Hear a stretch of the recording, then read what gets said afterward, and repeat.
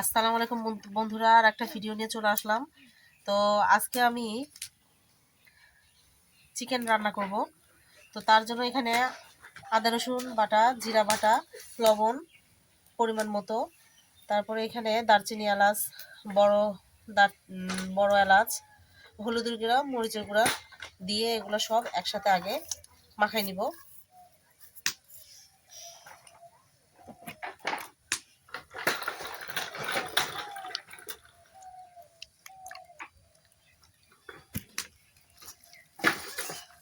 আমি সরিষার তেল দিয়ে মাখাই নিচ্ছি, যেহেতু আমরা গ্রামে থাকি, গ্রামের অধিকাংশ মানুষই সরিষার তেলই বেশি খায়।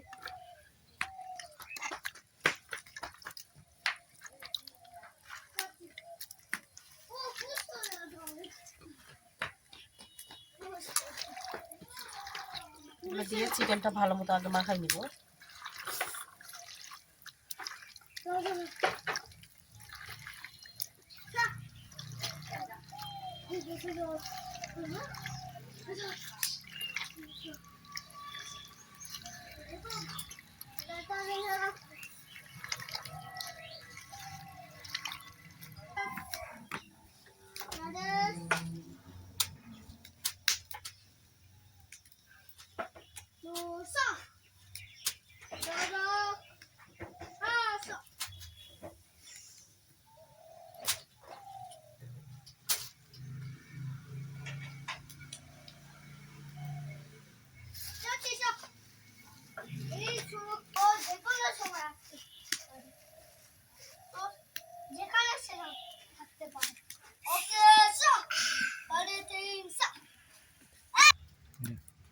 এখানে আমি গরম পানি দিয়ে দিচ্ছি, খুব বেশি দিব না কারণ চিকেন থেকে পানি বের হবে।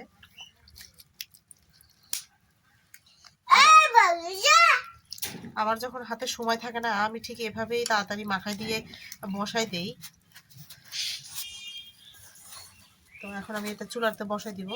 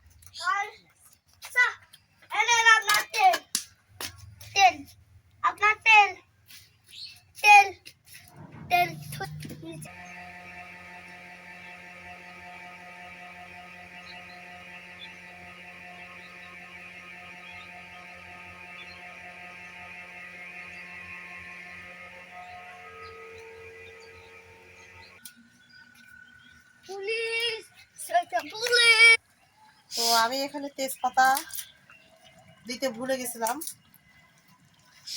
তো তেজপাতাটা দিয়ে দিচ্ছি।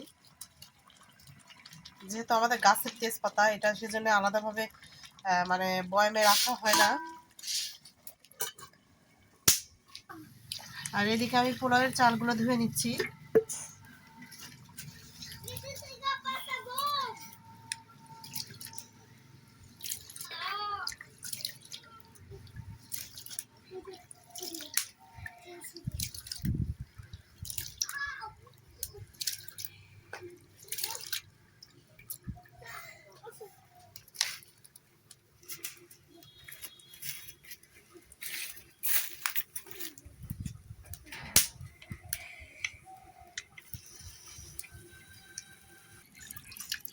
পোলাওয়ের চালগুলো আমি তুলে নিই।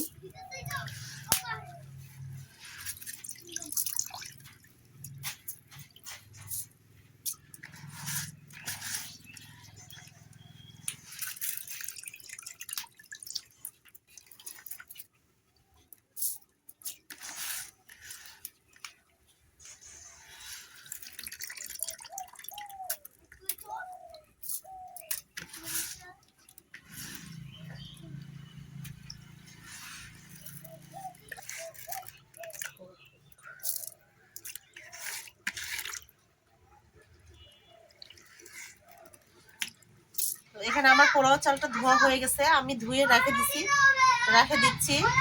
যখন হচ্ছে মাংসটা রান্না হয়ে যাবে পোলাও চালটা দিব।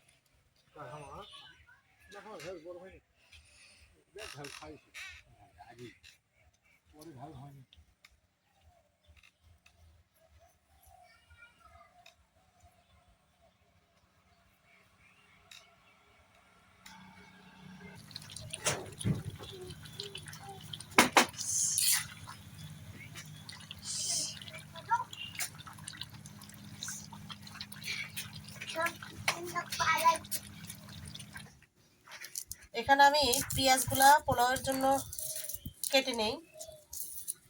মাংসটা হতে হতে পোলাওয়ের জন্য পেঁয়াজটা কেটে নিচ্ছি।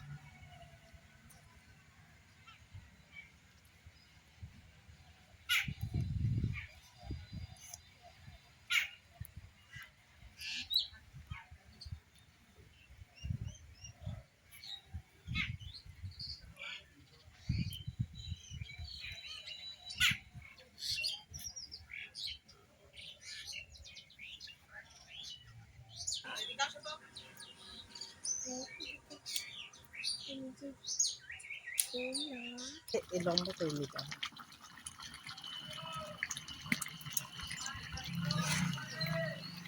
আসসালামু আলাইকুম বন্ধুরা, আজকে আমি চিকেন রান্না করতেছি।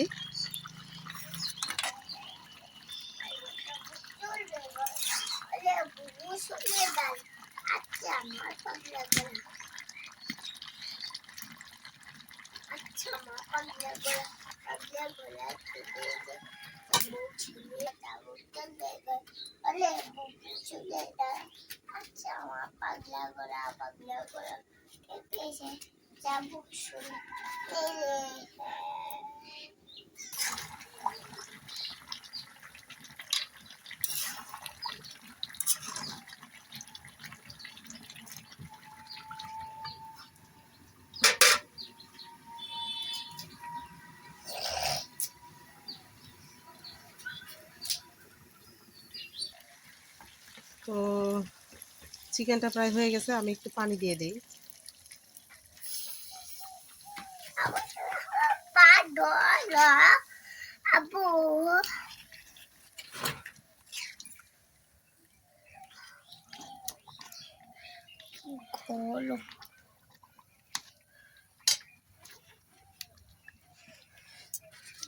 পানি দিতে হবে, যেহেতু পোলাও দিয়ে খাওয়া হবে, তো পানি একটু না থাকলে, ঝোল না থাকলে পোলাও দিয়ে শুকনো হয়ে যাবে একদম।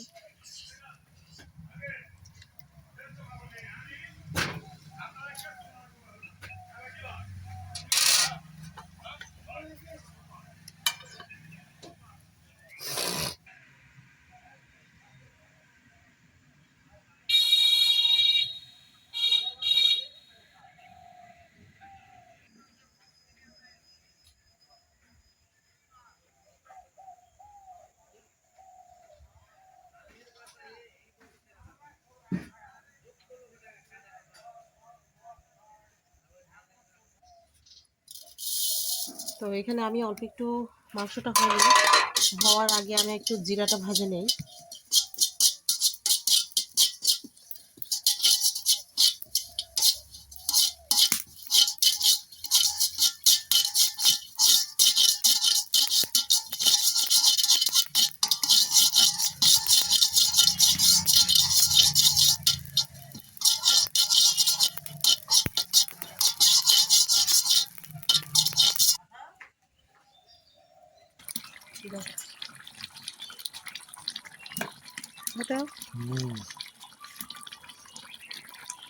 তো মাংসটা প্রায় হয়ে গেছে, এর মধ্যে আমি একটু কাঁচামরিচ দিয়ে দিব যাতে ফ্লেভারটা ভালো আসে।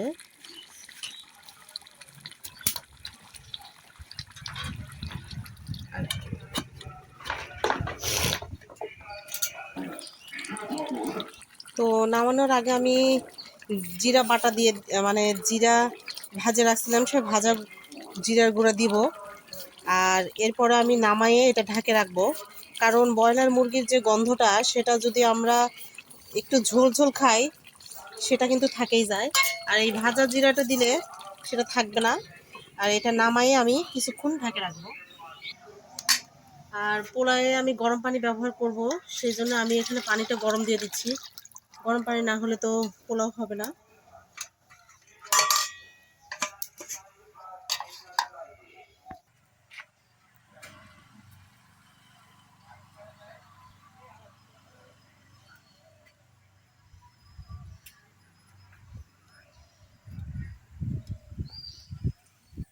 তো এই তো আমার চিকেনের ফাইনাল লুক।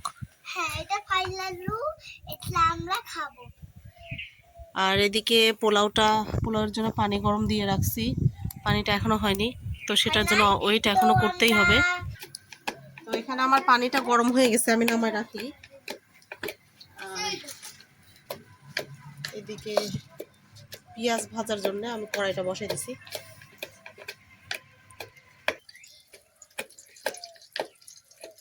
আমি ওর বোন হই না, হুম, সেজন্যই আমাকে খাওয়াই।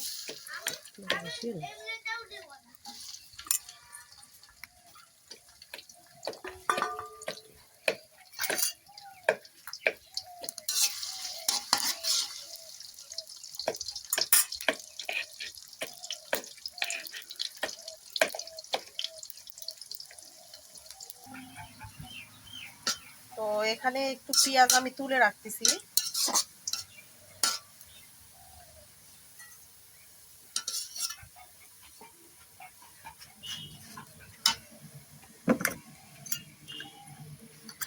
আর এটার মধ্যে আমি আদা রসুন বাটা দিয়ে দিব।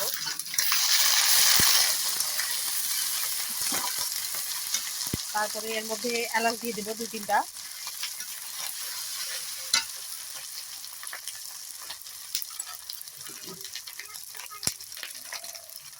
তেজপাতা দিব।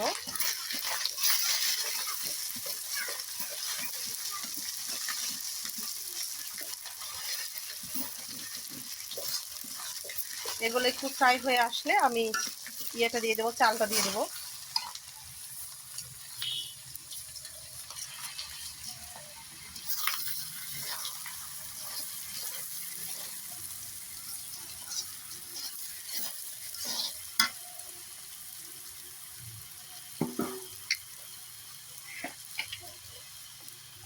এরপরে স্বাদ মতো লবণ দিব।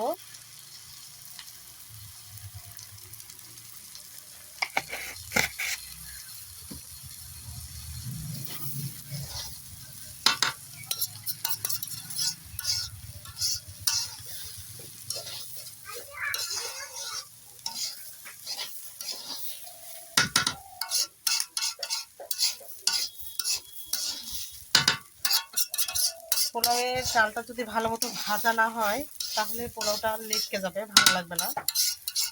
এই জন্য খুব ভালো মতো আগে ভেজে নিতে হবে।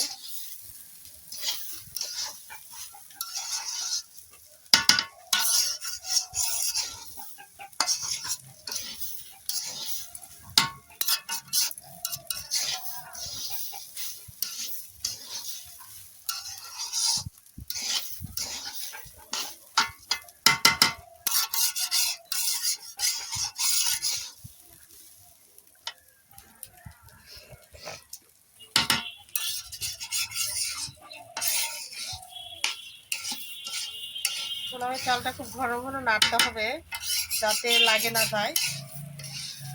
ঘন ঘন না নাড়লে কিন্তু লাগে যাবে।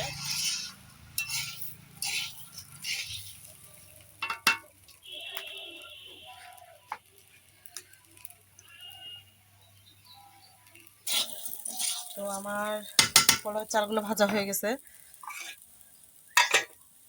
এটার মধ্যে গরম পানি পরিমাণ মতো দেব।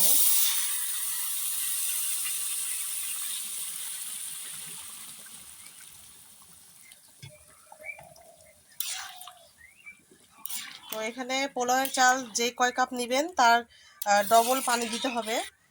অনেক সময় একটু বেশিও লাগে। তো আমি এখানে আগেই মাপে নিছিলাম পানিগুলা।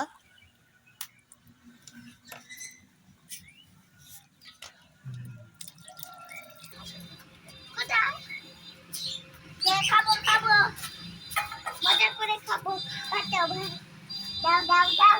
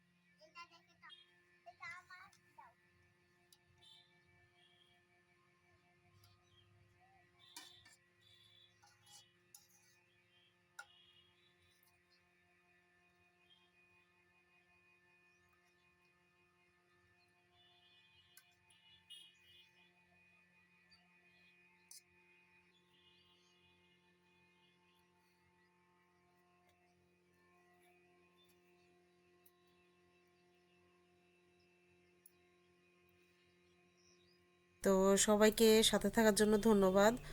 আশা করি সবাই আমার মতো ট্রাই করবেন ধনেপাতা দিয়ে পোলাও খাওয়ার। সবাইকে ধন্যবাদ। আসসালামু আলাইকুম সবাইকে।